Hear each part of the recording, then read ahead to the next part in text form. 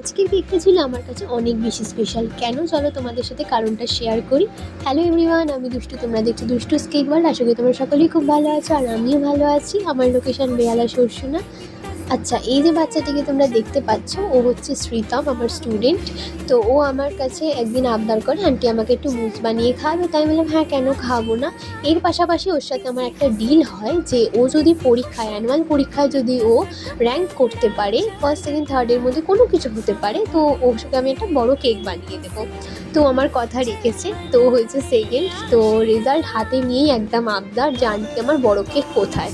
তো যেমন কথা তেমন কাজ, আমার কাছে এই ছোট্ট আবদার করেছে আর আমি সেটা রাখবো না, এটা কখনোই হয় না। তো আমি ওর জন্যই কেকটা বানাই। ওর ডিমান্ড ছিল দুটো, এক হচ্ছে চকলেট কেক আর দ্বিতীয় হচ্ছে লিখে দিতে হবে Sritam is second, let's celebrate.